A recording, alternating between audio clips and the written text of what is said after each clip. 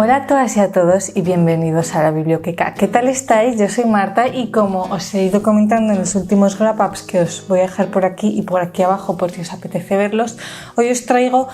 un conjunto de últimas lecturas que he hecho estos 2 últimos meses que todos tenían varios hilos en común, así que quería traerlos para un único vídeo precisamente porque todos me han gustado un montón. Así que os traigo una recopilación de 6 libros que son todos o de no ficción o de autoficción, pero todos están basados en historias reales que nos cuentan la historia de una protagonista femenina, toda su historia vital y conclusiones de alguna temática. A mí es un tipo de libro que últimamente me interesa un montón. En general estoy leyendo bastante no ficción y sobre todo bastante autoficción, que es algo que me apasiona.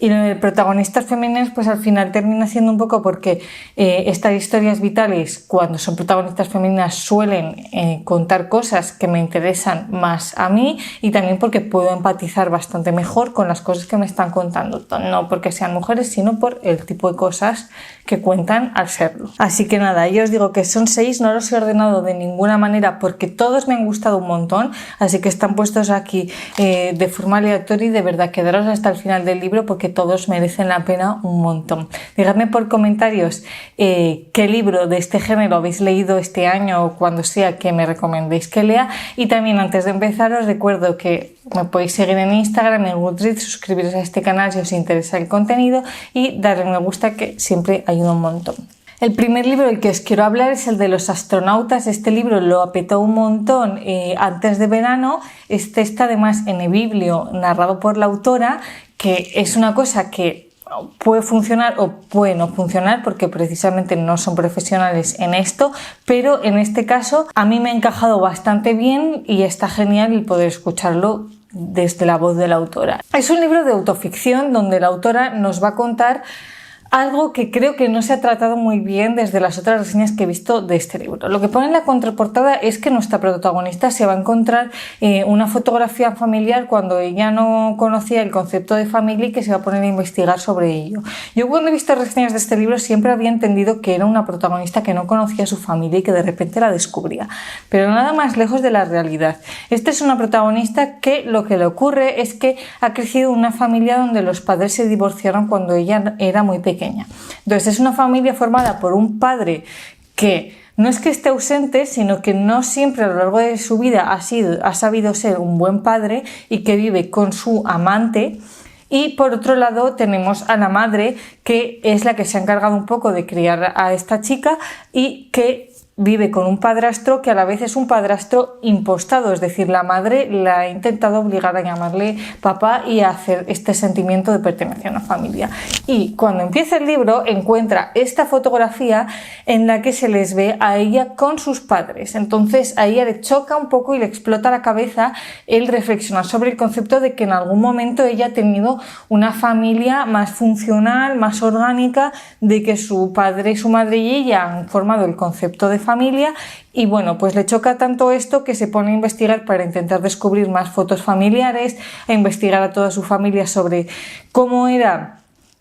la situación familiar antes del divorcio, porque es algo que, teniendo la autora 30 años, nunca han hablado de ello en su casa, y a partir de estas entrevistas y estas fotos reflexiona un poquito del tema. A mí este libro me han gustado muchas cosas, sobre todo la dinámica que tiene y aparte cómo está contado. Es una historia que está contada con muchísima delicadeza, que se centra mucho en las pequeñas escenas cotidianas, tanto las que vivió cuando era pequeña, cuando las está recordando, como las actuales, y que está escrito con un poco como de lirismo y haciendo que la historia sea muy profunda. Habla mucho, por ejemplo, de este sentimiento de pertenencia a una familia y a una familia funcional, de cómo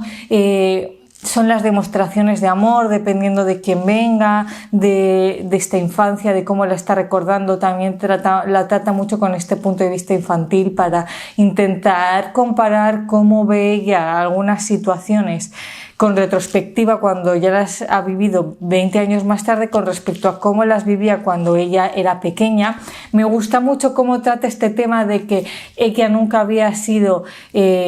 este sentimiento de pertenencia a una familia no lo había sentido nunca como algo completo, porque dependiendo de con qué miembro de la familia estuviese, tenía que hablar de unos miembros, de otros tenía prohibido hablar, la llamaban de una manera, la llamaban de otra, ella tenía que llamar a su padre papá o por su nombre propio, dependiendo con qué parte de la familia estuviese hablando. ¿Cómo reflexionar de este tema de cómo ella tenía como que camaleonizarse o adaptarse a una familia u otra en función de con qué miembro estuviese? Me ha interesado un montón también cómo avanza un poco toda esta evolución del dolor a lo largo de los años y cómo ha vivido esta imposición del padrastro y de la amante del padre, cómo tanto se lo han impuesto sus progenitores como ha vivido ella la situación de la imposición. Creo que habla de un montón de temas súper interesantes y bueno, esto aparte, si quieres hacer que el libro sea aún más completo, se llama Los astronautas porque la tía es una requete friki de la NASA y de los astronautas. Entonces esto también es muy guay porque al principio de cada capítulo te cuenta pues una anécdota histórica o algún dato técnico sobre cómo funcionan las naves espaciales, sobre ciertas misiones que se han hecho al espacio y tal, y sabe relacionarlas muy bien con lo que te va a contar a continuación de su propia vida. No queda como algo nada forzado y a mí me pareció súper interesante, sin ser un tema que me interese en exceso, pero pues he aprendido bastante de este libro, de algo que no pensaba aprender como es de la NASA. Así que por esta parte también me ha gustado un montón. El segundo libro del que os quiero hablar es el de Lágrimas en H-Mart, que de este os hablé un poquito en el book tag de los árboles, que os lo voy a dejar por aquí arriba. Este libro es no ficción, es la historia de una chica que canta en un grupo famoso, que os voy a dejar por aquí el nombre porque yo no lo conocía, pero el caso que esta chica lo que nos va a contar es su vida siendo ella de origen coreano, pero habiendo crecido ella sola en los Estados Unidos, la adolescencia y la juventud, y cómo era su relación con su madre, porque esta chica a raíz de mudarse a Estados Unidos pues quería vivir una vida bastante más liberal, alejada un poco de la cultura tradicional coreana, y tenía muchas discusiones con respecto a su madre, que sí que venía de una familia tradicional. Entonces lo que nos cuenta es cómo, aunque ellas no tenían una buena relación, basaban toda su relación y el cariño que se profesaban la una a la otra a través de las comidas que le hacía la madre a la hija, que es algo que en Corea tiene mucho peso, el demostrar amor no físicamente, sino a través de platos que les haces a esa persona. Es un food memoir, que es un género que yo no había leído nunca y que de verdad que esto de la comida tiene mucho peso. O sea, aparecen 200.000 platos coreanos que a mí en cierto momento sí que se me hizo un poco pesado porque me daba pereza el tener que buscar todos los platos en Google para saber qué eran. Pero bueno, es muy interesante este concepto. Y el caso es que la madre se ha muerto en el presente de cáncer.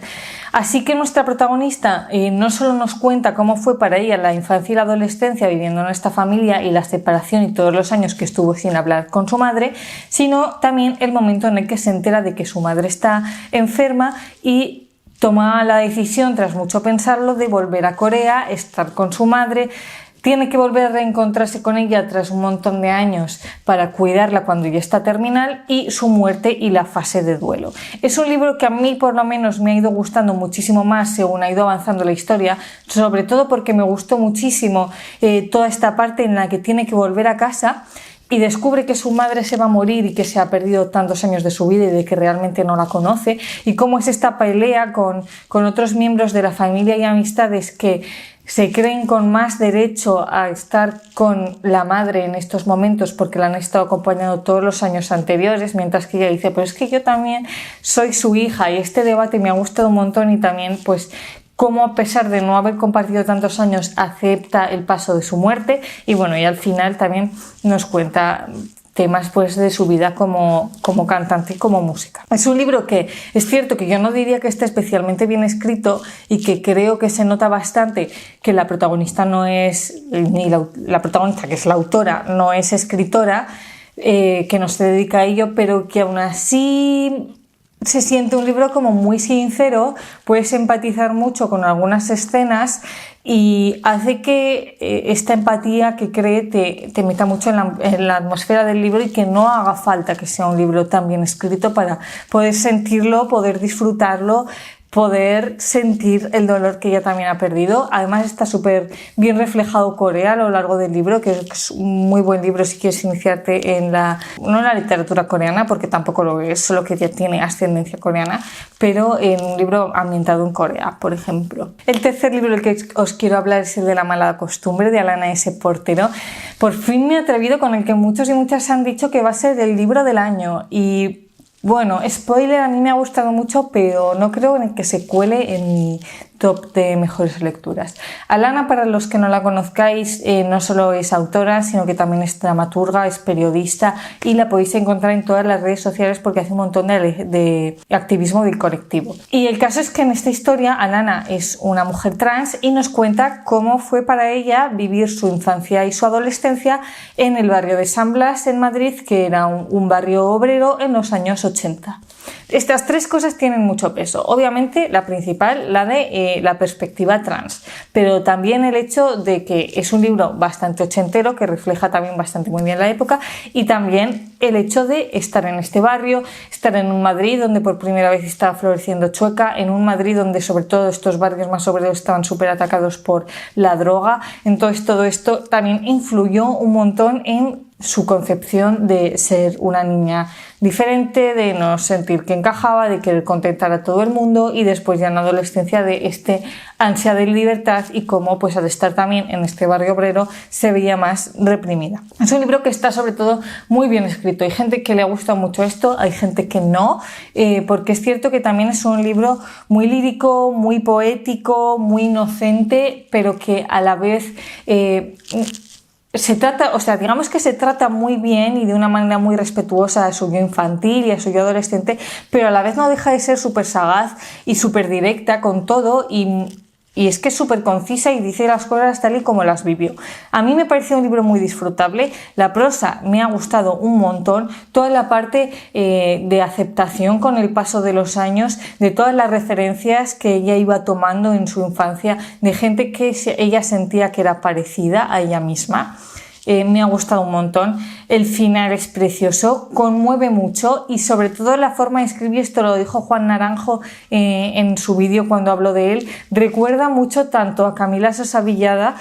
por su prosa. A mí esto sí me lo recordó, si no habéis leído Las malas también lo tenéis que leer, y también recuerda bastante a Pedro Lemebel, que también ha sido mi autor descubrimiento de este año, y este libro sí que va a ir a mis mejores lecturas por la forma de tratar a su personaje protagonista. Sin embargo, pues ya os digo, a mí me ha parecido un libro que sí que es cierto que es muy necesario, que se traten estos temas es muy necesario, y sí que creo que para poder entender las realidades del presente hace falta entender las realidades del pasado, y esto es un pasado muy cercano. Creo que es un libro que puede venir muy bien tanto para gente del colectivo o gente que crea que se pueda sentir identificada con la protagonista, porque es un libro con un mensaje un poco esperanzador y que también pueden tenerlo como referencia, y igualmente también para gente que, como yo, no tiene esta realidad tan cerca por cosas de la vida o por azar, vamos, y que quiere descubrir un poco más sobre esta realidad trans, que a mí, por ejemplo, pues me ha gustado bastante. Pero sí es cierto que yo había oído hablar también de este libro, que quizás esperaba un poco más, y aunque de momento sí dije, wow, qué libro, viéndolo con retrospectiva, porque igual ya ha pasado un mes de que lo haya terminado, así como un poco más como... El siguiente libro del que os quiero hablar es el de La historia de los vertebrados, de Mar García Puig. Este libro lo he leído porque la autora va a venir este miércoles al club de lectura, y al ser un libro de no ficción me parece muy guay el poder hablar con ella de la experiencia de escribir este libro. Y para los que no lo conozcáis, es un libro que ahora ha estado bastante de moda también este año. Yo creo que de este ya le ha pasado definitivamente la moda, y lo que cuenta es la historia de cómo esta autora en 2015 dio a luz a 2 mellizos siendo madre primeriza, y simultáneamente que ella estaba en el paritorio se enteró de que había sido elegida como diputada para el Congreso. Y cuando ella debería estar en el momento más feliz y más pletórico de su vida, resulta que no lo está,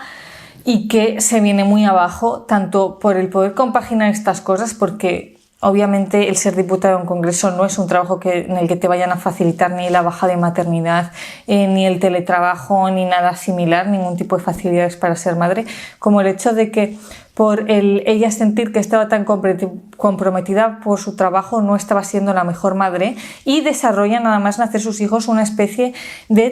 trastorno obsesivo compulsivo por la salud de sus hijos. Ella siente pues que no es la mejor madre por el no poder estar dedicándoles tiempo y se termina obsesionando un poco por su salud, cree en todo momento que van a estar enfermos, les lleva urgencias a horas intempestivas por cosas que terminan siendo bastante banales, y nos habla mucho sobre tanto su propia vida como extrapolándolo a distintas mujeres, distintos mitos y distintas referencias culturales de mujeres que se han vuelto locas a raíz de dar a luz, de cómo se las ha tratado, porque es un libro que también habla muchísimo sobre salud mental y habla mucho sobre cómo se nos trata y cómo se nos ha tratado a lo largo de la historia a las mujeres que estamos locas, y sobre todo locas a raíz de ser madre, que pues obviamente ser madre no es una cosa nada fácil. Y a mí es un libro que también me ha gustado mucho por el hecho de que es un libro muy sincero, muy valiente, que expone aquí no solo a ella sino a toda su familia y cómo la trataron cuando a ella le estaba pasando esto, y que lo hace de una forma tan directa, tan sincera, se abre tanto en canal, que yo realmente, mira, yo no sé si voy a ser madre o no, ni me he planteado aún estas cosas, pero ha habido pasajes que he estado leyendo y que ella se centraba mucho en cómo se estaba sintiendo en cada momento y qué es lo que la llevaba a hacer cada acto, y que yo decía, si un día puedo ser madre, y lo soy, no descarto que me vuelva loca. O sea, estaba entendiendo por qué a ella le pasó esto, y esto me ha parecido súper fuerte. Así que es un libro que te remueve un montón las entrañas, que yo creo que refleja muy bien lo que es la maternidad en el siglo XXI,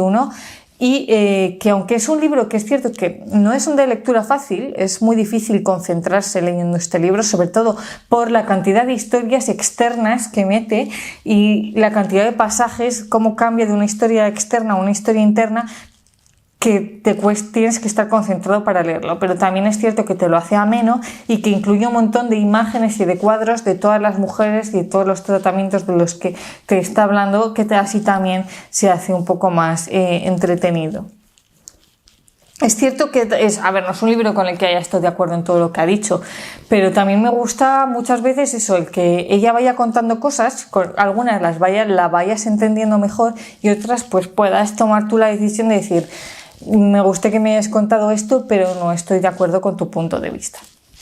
Y el siguiente libro va muy en línea del anterior, por eso quería traer los dos juntos. No ha sido un poco casualidad que me haya leído estos dos a la vez, no estaba planeado. El de La mejor madre del mundo. Este libro lo leí porque lo vi en eBiblio en audiolibro y que venía súper mega recomendado por Rosa Montero, lo cual siempre es bien. Y es la historia de una mujer que es escritora y que, este libro también creo que es, no sé si es completamente no ficción, es autoficción, es ficción, pero vamos, se siente como algo muy real. Y es la historia de una mujer que quiere escribir un libro sobre la maternidad, pero no tiene claro si en su vida tiene más peso el hecho de poder ser ella escritora o poder ser ella madre, que es lo que representa más su vida, digamos. Así que hace este experimento de escribir un libro sobre maternidad sin saber al principio si se va a dejar llevar más por la ficción o por la no ficción. Y bueno, el que gane de los dos, si es el que se va a dejar llevar por la ficción, pues significará que ella es escritora, y si se deja llevar más por la no ficción significará que ella es madre.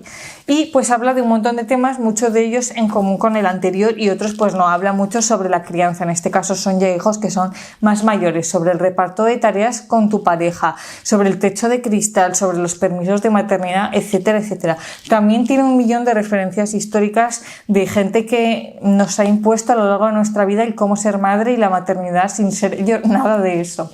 Y por ejemplo, esto también lo tiene en común con el anterior.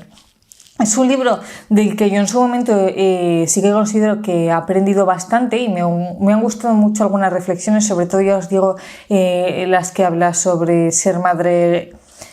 a nivel de conceptos prácticos, a nivel de reparto de tareas con tu pareja, a nivel de cómo concibe cada uno este sentimiento de maternidad o paternidad, y sobre el tema de la desconexión, de cómo muchas veces las madres no conseguimos desconectar del mero hecho de ser madres, mientras que tradicionalmente los hombres sí que han conseguido hacer otras actividades que no tienen nada que ver con su paternidad sin estar pensando en sus hijos. Así que pues ese tema muy guay. Sí que es cierto que este libro es el que menos me ha gustado de todos los que os traigo aquí. Yo creo que tiene que ver también con el hecho de que a veces yo estaba sintiendo que así como... Perdón que se me ha cortado. Así como el anterior era un poco más distendido, en el sentido de que te contaba cosas para que tú interpretases lo que sea, este es como que te las está metiendo un poco con calzador y que yo a veces sentía que me estaba intentando imponer una opinión. Además, con este autor he estado bastante menos de acuerdo en cosas que contaba, así que me he sentido también un poco como forzada a intentar pensar como ella en algunas ocasiones. Aún así es un libro que me ha gustado bastante, que habla mucho también sobre el sentimiento biológico de ser madre y de qué hacer cuando biológicamente no puedes serlo. O sea, trata un montón de temas dentro del que el central es la maternidad, y que aunque me ha entretenido, se ha hecho muy corto y se ha leído muy fácil, este sí que siento que según van pasando las semanas me voy acordando menos de él, así que quizás sea un libro que yo creo que tenía muchas ideas y muy buenas, pero que le ha faltado un poco como el hilo conductor que te lleve en este caso pues a sacar unas conclusiones un poco más globales, que estaba menos cerebrado, digamos, y un poco más disperso en el sentido que no ha sabido hilar muy bien los conceptos. Y después ya el último libro del que os quiero hablar ha sido una lectura muy reciente y que tenía muy pendiente, y es La campana de cristal. Tengo dudas de cómo hacer la reseña porque es que no sé qué decir de La campana de cristal. Yo últimamente siempre sin haber leído a Silvia Plath más que poemas sueltos, siempre me había considerado típica chica básica que cuando realizase su experiencia vital de leer La campana de cristal se iba a obsesionar con este libro.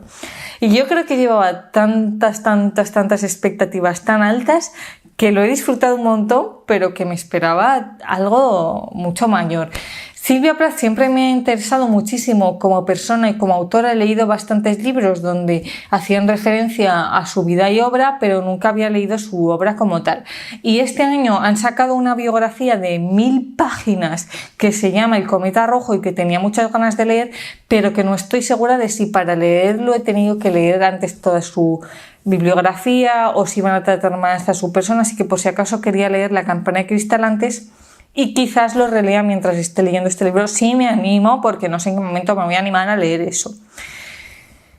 En resumen, La campana de cristal, pues bueno, Silvia Plath, porque el libro tiene mucho en relación con la persona que lo escribió. Para los que no lo conozcáis, fue el primer premio Pulitzer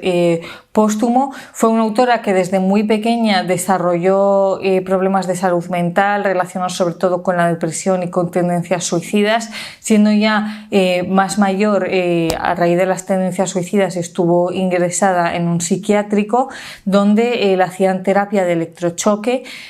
que a ella la impactó un montón y bueno, pues acabó efectivamente suicidándose. Este libro lo escribió 4 meses antes de suicidarse y aquí vamos a ver una historia ficticia, semi-autobiográfica, porque es un libro de una chica que tiene también estos mismos problemas mentales, que la tratan con los misma terapia de electrochoque que la trataron a ella y que también tiene estas tendencias suicidas. Es un libro muy fuerte, que empieza con esta chica estando en un instituto para chicas, que luego trabaja de becaria para ser escritora y que en cierto momento pues esta beca no se la renuevan y se ve obligada a volver a su ciudad natal con su madre, y ella entra un poco pues en depresión y en un poco de choque vital de no tener claro qué querer hacer con su vida una vez se ha dado cuenta que no puede escribir, del no valer para nada, el tener que volver y vivir en este hogar natal con su madre, y bueno, la acaban internando en un psiquiátrico a raíz de sus problemas mentales y efectivamente la tratan con electrochoque. Es un libro que tiene mucha importancia. Mirad, es un libro a popular opinión que yo creo que si leyese ahora mismo siendo otra autora y siendo otras circunstancias no me hubiese gustado tanto, pero que es un libro que tiene importancia por el momento y por cómo está contado. Es una autora que obviamente estaba muy adelantada a su época, que sentó bastantes bases de lo que puede ser el feminismo actual. Por ejemplo, habla mucho de cómo ella, a través de este libro, de un personaje ficticio, por el momento en el que había nacido, sentía como una condena el hecho de haber nacido mujer, por el hecho de no poder acceder a ciertos puestos de escritura, entre otras cosas, por ejemplo, o por cómo la trataban cuando tenía problemas de salud mental. Es algo de lo que también habla mucho, de cómo se trata la locura femenina. Ya ves que esto es un tema que me está interesando un montón últimamente. Y también de cómo se las trataba a estas mujeres en los centros psiquiátricos, y habla muy abiertamente sobre cómo ella estaba en contra de las terapias de electrochoque, que de hecho la aplicaron sin anestesia. Esto es súper fuerte, es un libro que tiene un cambio de registro brutal entre la parte en la que está en el instituto y la parte en la que está en el psiquiátrico, que te hace a ti también cambiar de registro, que está súper bien escrito. También es muy lírico, es un poco a veces como si estuvieses leyendo un poco una poesía, aún así se hace muy ameno, es muy cortito. Al sentirse un libro tan actual hace que te den ganas de leértelo en un segundo. Me gusta mucho, como a todo el mundo, porque es lo más brutal de este libro, cómo habla de la depresión y las tendencias suicidas, porque lo hace de una forma tan normalizada que a ti te da la sensación de que, de hecho, para poder hablar así de estos temas has tenido que vivirlo en carnes. Y es un libro para aprender un montón, reflexionar, pero que sí que es cierto que, como hay tanta gente que su libro favorito o su libro de referencia, pues me esperaba realmente algo más. También es cierto que leí una edición corriente, no recuerdo de qué edición era, pero que no está ni comentada ni nada. Quizás si me hubiese leído desde el principio una edición comentada, habría entendido bastante más de este libro. Así que por estas dos razones se me ha quedado un poco... Pero bueno, si alguien ha leído o conoce esta biografía de la que os hablo, dejadme por comentarios para ver si me animo o no y hacer una relectura. Y nada, esto ha sido todo por hoy. Yo os mando un besito muy grande y cuidaros mucho. Adiós.